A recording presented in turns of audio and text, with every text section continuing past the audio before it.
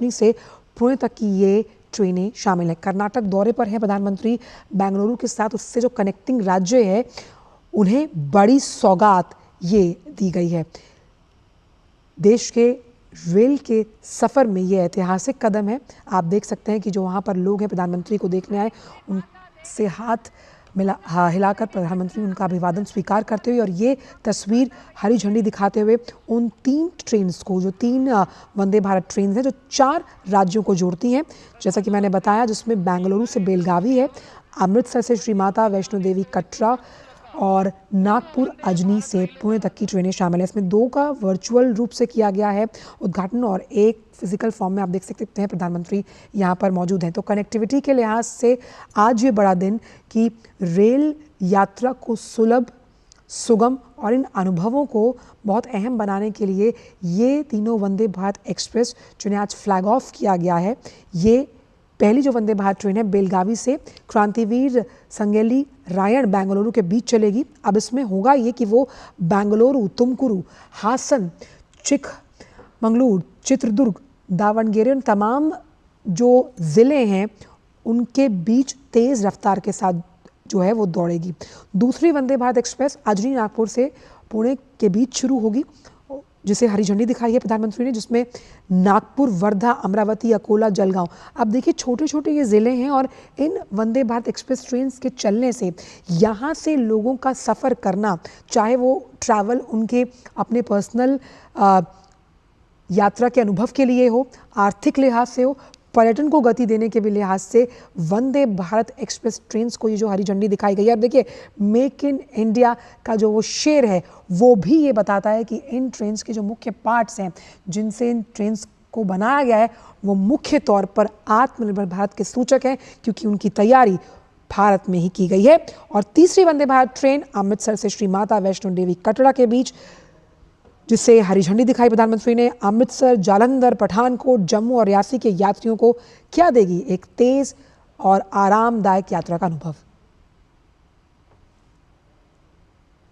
अभिषेक सिंह जुड़ गए। अभिषेक, रेल यात्रा का ऐतिहासिक अनुभव और यहाँ पर जो तस्वीरें हम दिखा रहे हैं, प्रधानमंत्री खुद रेल के अंदर मौजूद है, वहाँ पर जो बच्चे मौजूद हैं उनके अनुभवों को सुनते हुए नजर आ रहे हैं। गति एक अच्छे अनुभव के लिहाज से आज का दिन अहम मान सकते हैं। बिल्कुल आचल, देखिए काफी आप इसे महत्वपूर्ण कह सकते हैं, ऐतिहासिक दिन कह सकते हैं, न सिर्फ देश के लिए, खास तौर पे कर्नाटक के लिए, क्योंकि आज कर्नाटक को जो है वो 11वीं वंदे भारत की सौगात मिली है प्रधानमंत्री नरेंद्र मोदी के द्वारा। और ये 11वीं वंदे भारत है जो कि बेंगलुरु से बेलगावी यानी कि औद्योगिक क्षेत्रों को जोड़ेगी। काफी बड़ा एक इम्पोर्टेंस है इन दोनों शहरों का, क्योंकि बेंगलोर को आप जानते हैं आईटी सिटी के नाम पे जाना जाता है और बेलगावी का जो इलाका है वो औद्योगिक क्षेत्र है। तो ऐसे में काफी बहुत प्रतीक्षित भी कह सकते हैं इसे कि वंदे भारत को लेकर के लोगों को उम्मीद थी कि प्रधानमंत्री इसकी शुरुआत करेंगे, तो वो दिन है जिससे प्रधानमंत्री ने इसकी शुरुआत की। इसके साथ साथ रूट से भी प्रधानमंत्री ने फ्लैग ऑफ किया वीडियो कॉन्फ्रेंसिंग बेंगलुरु के इसी स्टेशन के, जो कि 2 यानी कि माता वैष्णो देवी कटरा से लेकर के गोल्डन टेम्पल यानी कि अमृतसर के बीच में चलेगी, उसकी भी शुरुआत प्रधानमंत्री ने की। और ये दोनों जगहों के बीच में अगर आप देखेंगे कि जो श्रद्धालु है उनका काफी फ्लो होता है, फुटफॉल इन दोनों जगह पे काफी ज्यादा है, इन दोनों जगह पहुंचने वाले लोग काफी ज्यादा है। तो ये लोगों को के लिए बहुत बड़ी राहत है, खासकर उन लोगों के लिए जो धार्मिक जो आस्था को लेकर के उन जगहों पे जाते हैं, उनके लिए एक बहुत बड़ी अच्छी विश्व स्तरीय सेवा उन्हें मिला। और तीसरा जो लाइन है यानी कि नागपुर महाराष्ट्र के अजनी स्टेशन से लेकर के पुणे के बीच में 2 शहरों को कनेक्ट करता हुआ, अजनी और पुणे दोनों ही काफी इंपॉर्टेंट शहर हैं और इनके बीच में जो थी वो भी कम समय में। सबसे बड़ी बात है कि वंदे भारत की सबसे बड़ी खासियत है विश्व स्तरीय सुविधाओं के साथ साथ आपको बहुत ही कम समय में आपके गंतव्य तक पहुंचाती है। तो ये जो वंदे भारत के शुरू हो जाने से आज जो ये 3 वंदे भारत शुरू किया गया, इसको लेकर के लोगों में काफी उत्साह है। चाहे हम कर्नाटक की बात करें, महाराष्ट्र की बात करें, जम्मू कश्मीर की बात करें, पंजाब की बात करें या पूरे देश की बात करें, अभी तक आप समझ सकते हैं कि 144 जो वंदे भारत सेवा है वो पूरे देश भर में चल रही थी। 24 स्टेट और केंद्र शासित राज्यों को वो टच कर रही थी और अब ये जो है 6 सेवा और लेकर के 150 का आंकड़ा जो है वो भारतीय रेल ये अचीव कर चुकी है। और वहीं अभिषेक, हम देख रहे हैं इन तस्वीरों में कि इन ट्रेन्स पर मेक इन इंडिया का वो शेर मौजूद है कि जो तमाम कलपुर्जे जिनसे इन ट्रेनों का निर्माण किया गया, वो कोचेज, वो आत्मनिर्भर भारत की उस तस्वीर को, सशक्त तस्वीर को पेश करते हैं कि उनका निर्माण भारत में हुआ है। ये भी गौरव का एक महत्वपूर्ण क्षण। बिल्कुल आंचल, देखिए अगर हम पहले कोच की बात करें, पहले रैक की बात करें, तो ICF integral coach factory Chennai में इसका निर्माण किया गया था। 2019 में शुरुआत की गई प्रधानमंत्री द्वारा। दिल्ली से बनारस के बीच में आपने देखा, वाराणसी के बीच में इस ट्रेन को चलाया गया और पूर्णतः कह सकते हैं आप स्वदेशी ट्रेन है ये। और विश्व में 15 ही ऐसे देश हैं जहां पर सेमी हाई स्पीड ट्रेन चलती है। कभी ये कल्पना था कि भारत में जो पारंपरिक ट्रेनें हैं उसके अलावा भी कोई इस तरह की ट्रेन दौड़ेगी। बेहद ही खूबसूरत लुक, इसका डिजाइन देखिए, सब कुछ जो है इंडिजीनियस है। इसको पूरा जो तैयार किया गया है, इसको इस तरीके से तैयार किया है। जो इसमें सुरक्षा प्रणाली है, इसके अंदर तमाम जो एडजस्टेबल सीट है, 180 डिग्री तक घूमने वाले रोटेटिंग सीट्स है, बड़े बड़े विंडोज है, इसके अंदर सीसीटीवी है, स्लाइडिंग डोर्स आप देख सकते हैं। हर सीट के नीचे जो है वो चार्जिंग पॉइंट है, मोबाइल चार्ज कर सकते हैं, सामान रखने का अतिरिक्त रैक है, जो मॉड्यूलर ये टॉयलेट्स होते हैं वो सब कुछ फैसिलिटी के साथ ये ट्रेन है। और सुरक्षा प्रणाली के हिसाब से भी काफी ये सुरक्षित कहा जा सकता है इसे। तो इस ट्रेन को बनाने की जो कल्पना थी, ये प्रधानमंत्री नरेंद्र मोदी के नेतृत्व में की गई और उसके बाद इसका निर्माण 2017 में शुरू हुआ और 2019, या अगर हम विदेशों में बनवाते ऐसे ही किसी रैक को, तो आप समझिए इसकी कीमत हमें तकरीबन 300 करोड़ के आसपास पड़ती। लेकिन यही जब देश के अंदर बना तो इसके सिर्फ पहला रैक जो है उसके सिर्फ 100 करोड़ में उसे तैयार किया गया और आने वाले समय में इसका जो कॉस्टिंग है वो और भी कम होता जा रहा है। वही अभिषेक, हमने लगातार देखा, आपने तो कई बार जब वंदे भारत ट्रेन्स को हरी झंडी प्रधानमंत्री द्वारा दिखाई गई है, आप लगातार उस कवरेज से जुड़े रहे हैं। इसमें एक महत्वपूर्ण बात जो सामने निकल कर आती है वो लोगों के अनुभव हैं जो प्रधानमंत्री हमेशा सुनते हैं। वो अनुभव जो सकारात्मक हैं, अच्छे हैं, सच्चे हैं, क्योंकि विकास की इस तस्वीर को आप सच होते हुए अपनी आंखों के सामने देखते हैं। और किसी भी राज्य का, किसी भी देश का जो रेल नेटवर्क है वो इस बात की तस्दीक देखता है कि उनका राज्य आर्थिक तौर पर कितना सशक्त होता है अगर आपकी ट्रेनें स्पीड से, तीव्र गति से ट्रैक्स पर दौड़ती हैं।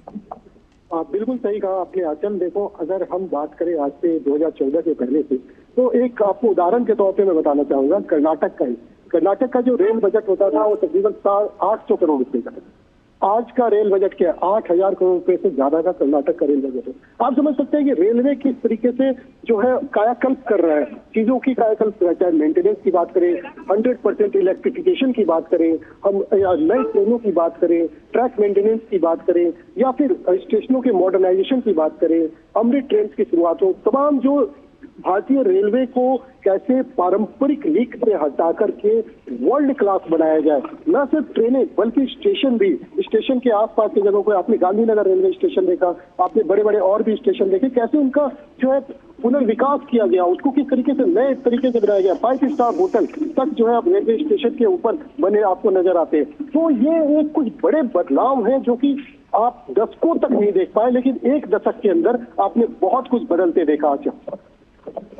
और वहीं अगर अभिषेक हम इसे इस तरह से भी समझें कि खास तौर पर कनेक्टिविटी को बहुत इम्पॉर्टेंट एस्पेक्ट मानते हैं प्रधानमंत्री किसी भी राज्य की आर्थिक गति को रफ्तार देने के लिए। अब इन तीनों ट्रेनों को अगर हम एक एक करके समझने की कोशिश करें, खास तौर पर जिसे हम अमृतसर की बात करते हैं, जिसमें पठानकोट, जालंधर, रियासी, जम्मू, तो देखिए किस तरह से इन पॉइंट्स को जोड़कर इन तमाम इलाकों को जोड़ा गया, जिसमें पर्यटन भी है।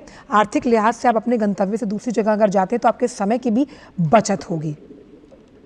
बिल्कुल, आपने बिल्कुल ठीक कहा। जो अमृतसर से माता वैष्णो देवी कटरा के बीच में जो शुरू हो रहा है, इसमें काफी इम्पोर्टेंट आप शहर भी आते हैं। आप व्यापारिक गतिविधियों को लेकर के भी देख सकते हैं, आप लोगों के आवागमन को भी लेकर के देख सकते हैं। आप पठानकोट, जम्मू, रियासी, अमृतसर, जालंधर, आप स्ट्रैटेजिक तौर पर भी इसे काफी महत्वपूर्ण माना जा सकता है। इस तरीके से घाटी तक, ये घाटी के कटरा तक पहुंच रही है, तो स्ट्रेटेजिकली भी जो कनेक्टिविटी है उसको बढ़ावा जितना मिलेगा, हमें सामरिक रूप से भी हम उतना ज्यादा मजबूत होंगे। देखिए, प्रधानमंत्री नरेंद्र मोदी ने लुक ईस्ट को एक्ट ईस्ट में तब्दील किया, यानी कि जो नॉर्थ ईस्ट है वहां पर प्रधानमंत्री ने कहा कि सभी राज्यों की राजधानियों तक रेलवे की कनेक्टिविटी होनी चाहिए।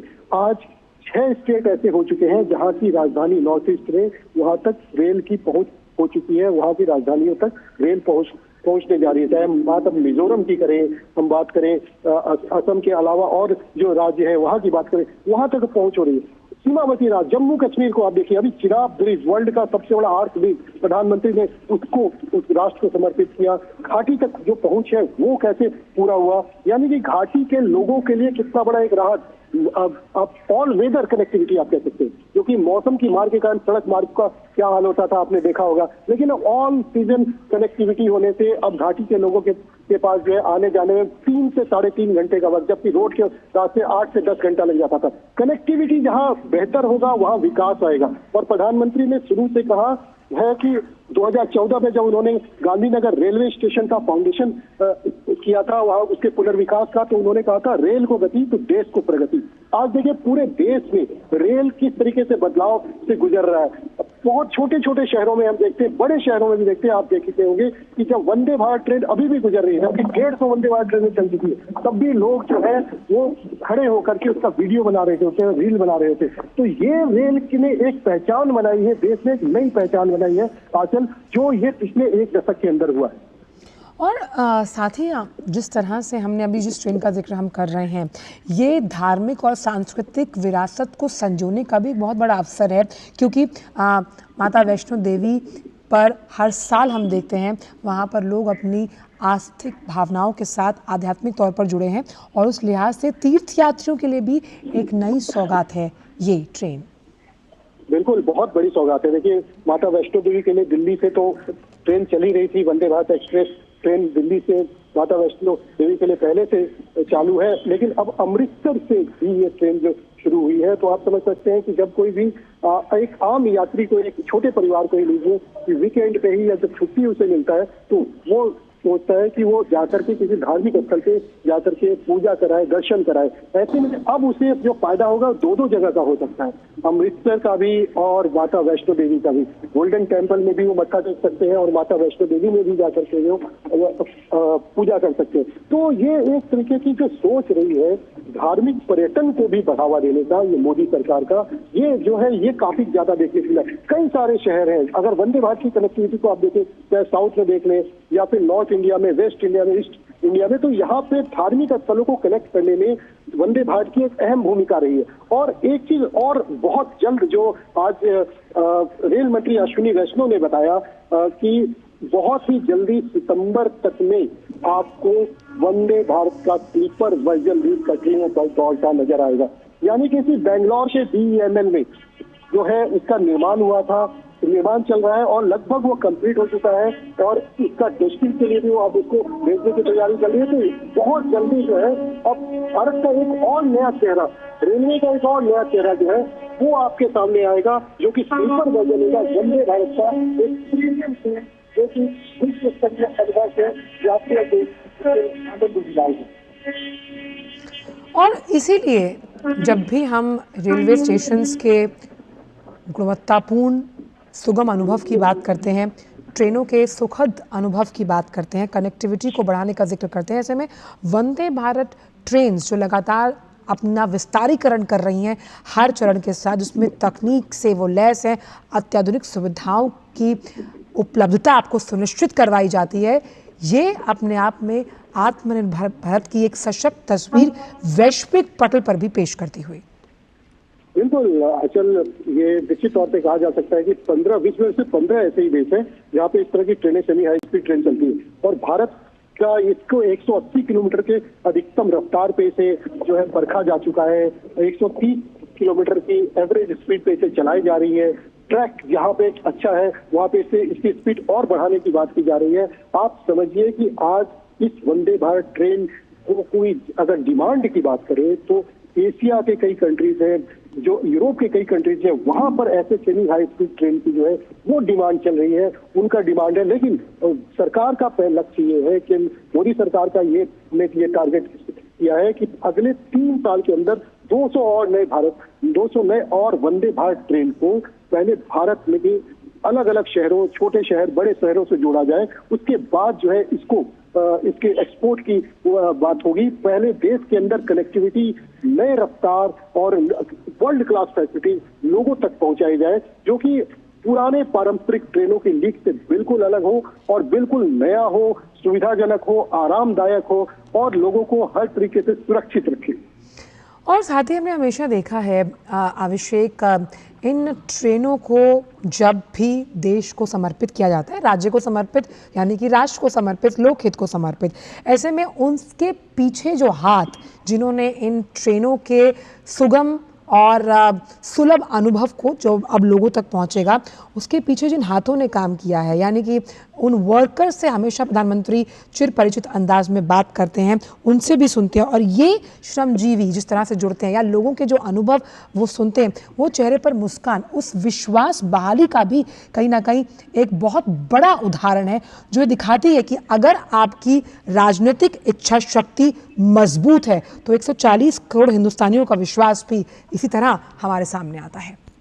बिल्कुल, आप ये हमने अक्सर देखा है कि प्रधानमंत्री जब भी एक तो प्रधानमंत्री जिस चीज की आधारशिला रखते हैं उसकी शुरुआत भी प्रधानमंत्री करते हैं। दूसरा, प्रधानमंत्री का हमने जो अब तक देखा है कि प्रधानमंत्री जो भी प्रोजेक्ट है उसको बनाने वाला जो मैन पावर है उसके साथ जरूर मुखातिब होते हैं, उनसे बातचीत करते हैं, उनसे मिलते हैं और चाहे इंजीनियर्स हो, चाहे लेबर हो, अधिकारी हो, उनके एक्सपीरियंस को पूछते हैं, साझा करते हैं, उनसे ये जानते हैं कितने साल से इस प्रोजेक्ट पे है वो। चिनाब में भी हमने देखा कि वहाँ भी उन्होंने वहाँ पे जो इंजीनियर्स थे, वहाँ के जो लोग थे, उनसे पूछा कि आपको कितने साल हो गए यहाँ पे। किसी ने बताया कि उन्हें 10 साल हो गया, किसी ने 8 साल, किसी ने बताया कि उसे आए हुए अभी 1 साल ही हो गया। तो प्रधानमंत्री से बातचीत के बाद उनके अंदर जो है और ऊर्जा आता है कि जब देश का प्रधानमंत्री उन्हें रिकॉग्नाइज कर रहा है, पहचान रहा है कि देखो ये काम आपने किया और प्रधानमंत्री से उन्हें एप्रिसिएशन मिल रहा है, उन्हें शाबाशी मिल रही है, तो एक और एनर्जी के साथ जो ये मैन पावर है और नए प्रोजेक्ट के ऊपर वो आगे बढ़ता है। और प्रधानमंत्री की हमेशा से ये खासियत रही है कि ऐसे मौकों पर वो इन लोगों से मिलते हैं, साथ साथ जो बच्चे हैं उन बच्चों से भी इंटरेक्ट करते हैं, उन बच्चों से भी मिलते हैं, उनसे उनका अनुभव पूछते हैं कि कैसा लगा आपको ये ट्रेन, इस ट्रेन के अंदर और क्या होना चाहिए, इस ट्रेन में आपको कितना सुविधा है। इसमें एक बहुत अच्छी बात यह है अभिषेक कि प्रधानमंत्री फीडबैक मैकेनिज्म को बहुत ज़्यादा महत्वपूर्ण मानते हैं। यानी अगर आपने एक बेंचमार्क सेट कर दिया है तो उसका मतलब ये नहीं कि हम इससे अच्छा काम नहीं कर सकते। उनका मानना हमेशा से ये रहा कि आप इससे और बेहतर, इससे और अच्छा, गुणवत्तापूर्ण कर सकते हैं। और पूरे देश के सर्वांगीण विकास में अगर आपके सुझाव बहुत अहमियत रखते हैं तो इस तरह के प्रोजेक्ट्स में प्रधानमंत्री ने हमेशा लोगों की बात सुनी है, उनके अनुभवों को समझा है और उस पर अमल करने के लिए भी कहा गया है, जो रिस्पेक्टेड मंत्रालय उससे जुड़े हुए हैं। बिल्कुल अचल, और आपने आज भी जैसे देखा प्रधानमंत्री नरेंद्र मोदी यहाँ बेंगलुरु के KSR रेलवे स्टेशन पे आने के बाद जब वो इस नए बेंगलोर बेलगावी वंदे भारत ट्रेन के कोच के अंदर दाखिल हुए तो उन्होंने सबसे पहले वहाँ मौजूद जो बच्चे बैठे थे उनसे बातचीत किया, उनसे जाना उनका क्या फीडबैक है ट्रेन के बारे में। उनको और बच्चे बहुत खुश थे, उस ट्रेन के अंदर जो बच्चे थे वो बहुत खुश थे। एक तो ऐसी ट्रेन के अंदर उन्हें बैठने का मौका मिला और वो भी इनॉग्रल रन पर, जबकि इसकी शुरुआत हो रही है और उनके सामने प्रधानमंत्री और किसी और को नहीं, वो प्रधानमंत्री से बातचीत कर रहे हैं, प्रधानमंत्री को अपना फीडबैक बता रहे हैं, चीजें बता रहे हैं, उन्हें क्या अच्छा लगा और क्या उन्हें इसमें चाहिए। तो ये एक प्रधानमंत्री का फीडबैक का जो है एक तरीका है जो कि डायरेक्ट भी है और इसके अलावा भी कई सारे तंत्र जो उनके जरिए भी उन तक प्राप्त होता है। और क्या देश के अंदर नए प्रोजेक्ट्स की शुरुआत होनी चाहिए, किस तरीके से 2047 तक विकसित भारत को बनाने का जो संकल्प है उसको पूरा किया जाए, ये सारे फीडबैक को लेकर के प्रधानमंत्री आगे की सोच को लेकर आगे बढ़ते हैं। अच्छा, इसमें एक और चीज़, क्योंकि हम लगातार उन सुविधाओं का जिक्र कर रहे हैं, आखिरकार ट्रेन के सफ़र को जब हाईटेक बना दिया गया है तो उन सुविधाओं के बारे में भी ज़रा जिक्र कर लेते हैं, क्योंकि आपने तो वो ट्रेन अंदर से देखी भी है, जिसमें हम फोल्डेबल स्नैक्स टेबल की हम बात करते हैं, पोर्टेबल चार्जर्स पॉइंट्स हैं और स्पीड, लोकेशन और अगले स्टेशन की जानकारी यानी कि रियल टाइम इंफॉर्मेशन भी साझा की जाएगी। और सबसे अहम बात कि स्वदेशी सेमी हाई स्पीड जो वंदे भारत एक्सप्रेस की जो कवच सुरक्षा प्रणाली है, ये अपने आप में इसे अलग अलहदा बनाती है। बिल्कुल, बहुत ही आप कह सकते हैं भारत का सबसे लग्जरी ट्रेन इसे आप कह सकते हैं। इसके जितने भी कोच हैं, अगर इकोनॉमी क्लास की बात करें तो आपको लगेगा कि कोई आप जैसे पहले की पिक्चरों में हम देखते थे कि विदेशों में ट्रेन दिखाई जाती है, आपको उससे बेहतर लुक आएगा। इसको इंटीरियर की या एक्सटीरियर की बात करें, इसके एग्जीक्यूटिव क्लास की बात करें तो एग्जीक्यूटिव क्लास में आप देखेंगे कि जैसे विस्टा डोम कोच देखते हैं उस तरीके का इसके अंदर भी विंडोज दिया गया है। तो विस्टा डोम की तरह अगर ऊपर को अगर छोड़ दें, दोनों साइड के अगर विंडोज को देखें तो उस तरीके का है।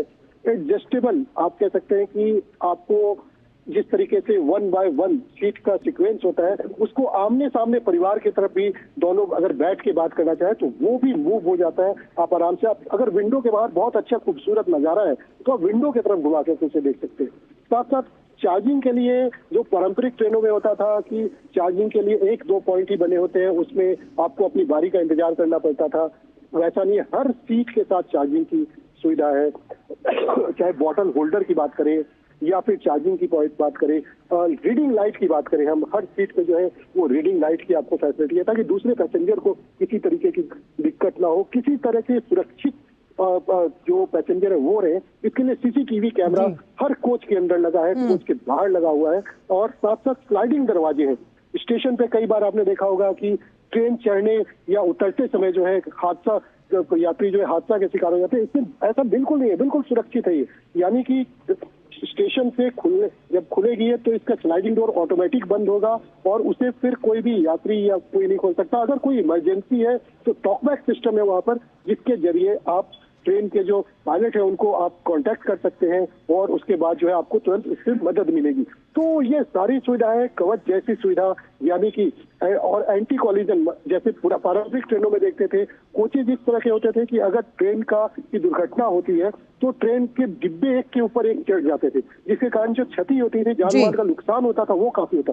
अब ऐसे कोचेज बनाए जा रहे हैं जो कि बिल्कुल नहीं होंगे। अच्छा, इसमें बहुत अहम बात यह है कि मैं पीछे देख रही हूँ कि जो बैनर लगा है उसमें लिखा है gift of modern travel to विकसित भारत, यानी नित्य नया नूतन और पूर्व चिरातन। आप अगर ट्रेन की तस्वीरें जो लगातार हम अपने दर्शकों को इस मंच के माध्यम से दिखा रहे हैं, इस ट्रेन को सजाया गया है गेंदे के फूलों से और जो तिरंगे के रंग हैं उनसे जुड़े हुए गुब्बारों से। यानी अगर हम नित्य नया नूतन यानी अत्याधुनिकता को लेकर आ रहे हैं, इसका मतलब ये नहीं कि संस्कृति पीछे छूट रही है। और यही वजह है कि आप देखिए कि वंदे भारत का जो पहला कोच है उस पर स्वास्तिक बनाया गया है, और ये इस भारत की पहचान है जो अपनी संस्कृति, अपनी सभ्यता को संजोकर अपने विरसे पर गर्व करता है। बिल्कुल बिल्कुल आंचल, देखिए कुछ और भी खासियत इस ट्रेन की मैं आपको बताना चाहूंगा जी। पूरा ट्रेन एयर कंडीशन तो है ही, साथ साथ इसमें जो तापमान नियंत्रण है उसकी भी स्वतः जो है वो ऑटोमेटिक सिस्टम है कि आपको उस तापमान को भी जो है ये उस हिसाब से नियंत्रित रखेगा। लंबी दूरी के लिए इसकी जो सीटें हैं उसको डिजाइन की गई है। इंफोटेनमेंट और इंटरटेनमेंट के लिए स्क्रीन लगाए गए हैं, साथ साथ एलईडी लाइट्स लगाए गए हैं ट्रेन के अंदर। इसके अलावा सारे ऑटोमेटिक स्लाइडिंग डोर, जैसा मैंने आपको बताया, पैनोरमिक व्यू वाले विंडोज जो मैं बताया था, काफी बड़े बड़े विंडोज है। बायो वैक्यूम वाले जो है इसके अंदर सारे टॉयलेट्स हैं, मतलब कि जो गंदगी है उससे निजात पाने की एक बड़ी कोशिश की गई है। इसके अलावा सुरक्षा को लेकर के बात करें, कवच सिस्टम जो भी अब ट्रेन आ रही है, टक्कर रोधी कवच सिस्टम, उसके ये सारे ट्रेन जो है वंदे भारत ये लैस है। फायर सेफ्टी की बात करें तो फायर सेफ्टी को, आग कहीं पे अगर ट्रेन के अंदर किसी वजह से गलती से भी या किसी कारण से लग जाता है तो उसको तुरंत ऑटोमेटिक पहचान कर उसे बुझाने की भी इस ट्रेन के अंदर व्यवस्था है। सीसीटीवी की निगरानी है पूरे ट्रेन के अंदर। आपातकालीन समय में हर कोच में इंटरकॉम सिस्टम की व्यवस्था है। ब्रेकिंग सिस्टम जो है वो इस तरीके का बना है कि जो 30% एनर्जी को भी सेव करती है। डुअल सस्पेंशन सिस्टम, यानी कि अगर आप 130-150 किलोमीटर पर भी अगर ये ट्रेन चल रही हो तो एक ग्लास पानी भी अगर आपने अपने टेबल पर रखा है तो पानी जो है उससे आपको नजर नहीं आएगा, मतलब वो हिलता डुलता नजर नहीं आएगा। इसकी सस्पेंशन सिस्टम इस तरीके से बनाया गया। तो आप समझ सकते हैं कितनी बारीक से बारीकियों को ध्यान में रखकर इस ट्रेन को बनाया गया है। इसी कारण से आज शायद ये इस सरकार की एक पहचान भी बन चुकी है वंदे भारत ट्रेन। और वही हमने देखा कि देश में करीबन 144 से ज़्यादा वंदे भारत ट्रेनों की सेवाएं संचालित हैं और अब इन 3 ट्रेनों के साथ ये संख्या 150 के पार पहुंचेगी। वहीं 6 करोड़ से ज़्यादा यात्री जो हैं वो वंदे भारत के सफ़र का अनुभव और आनंद लेते हैं।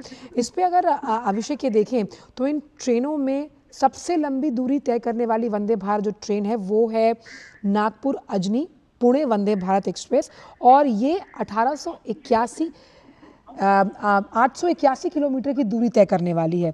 उस लिहाज से इसमें ज़्यादा से ज़्यादा स्टेशंस कवर किए जाएंगे और बिजनेसेस आर्थिक सशक्तिकरण को आगे बढ़ाने के लिहाज से इन ट्रेन्स का इन राज्यों की आर्थिक व्यवस्था को और मजबूत बनाने में, यहाँ तक कि जो लोग नौकरियों की तलाश में निकलते हैं उन्हें भी एक सुलभ अनुभव देने में बड़ा हाथ रहेगा।